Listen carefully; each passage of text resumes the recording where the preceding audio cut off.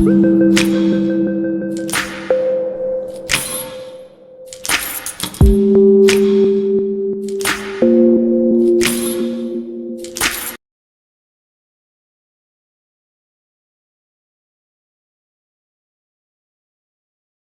ini saya selaku mantan pengurusi tabung haji ingin menjawab apa yang telah dinyatakan dalam sidang akhbar oleh Menteri di Jabatan Perdana Menteri semalam berkaitan dengan bayaran hibah tabung haji beberapa tahun yang lalu, yang mana telah dinyatakan bahawa tabung haji mengisytiharkan hibah sejak 2014 tidak mengikut Akta Tabung Haji 1995. Dan katanya di antara lain membayar hibah kepada pendeposit secara haram selama 4 tahun berturut-turut.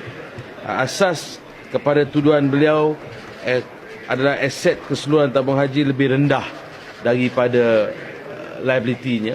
Jadi saya nak menegaskan di sini bahawa apa yang dinyatakan oleh Menteri semalam dalam sidang akhbarnya tidak tepat, kerana beliau tidak menceritakan apa yang beliau menyatakan bahawa adalah cuma Press Waterhouse punya laporan, iaitu laporan pun adalah Financial Position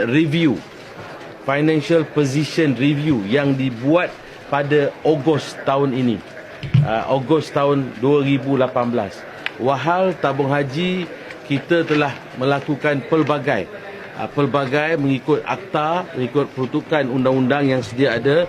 Di antara lain, kita mestilah mengadakan laporan audit daripada Jabatan Audit Negara. Setiap tahun, Jabatan Audit Negara kena mengaudit seluruh perniagaan pelaburan tabung haji, malah mereka juga kena mengeluarkan sijil pada setiap tahun. Setiap tahun kita sememangnya melakukan proses itu. Kami selaku ahli lembaga pengarah, kita berpandukan kepada laporan audit, iaitu Jabatan Audit Negara, JAN. Keduanya, tabung haji juga telah meminta setiap tahun EY, Ernst & Young ni akan membuat laporan audit setiap tahun. Dalam konteks ini, kalau kita tengok semalam, Yang Berhormat Menteri tidak menyatakan sama sekali berkaitan dengan Ernst & Young ini. Kerana ini juga syarikat yang amat berwibawa, sama seperti syarikat PwC. PwC hanya datang pada tahun 2018. Padahal EY ini telah berada daripada seawal 2015, 16 dan 17. Dan pada tahun 2000, ini adalah laporan daripada EY, pada 2015 kita telah mencatatkan keuntungan setelah hibah 1.4 bilion. 1.4 bilion ini ada ternyata diberikan kepada semua ahli-ahli parlimen. Di atas meja mereka telah diberikan. Dan pada tahun 2016, yang mana telah dinyatakan telah rugi pada tahun 2016, kita untung sebanyak 700 juta ringgit. Untuk tahun 2016, 797,334 ringgit telah untung.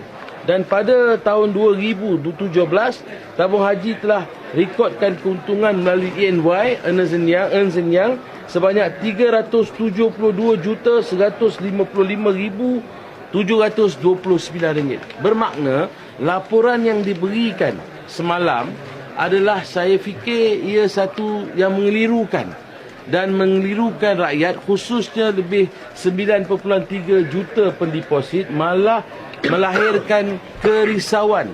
Tapi pada hari ini mereka juga telah menyatakan bahawa mereka tidak akan naikkan kos tambang haji, yang mana selama ini pun kerajaan terdahulu Barisan Nasional tak pernah naikkan RM9,980, tidak menaikkan sama sekali.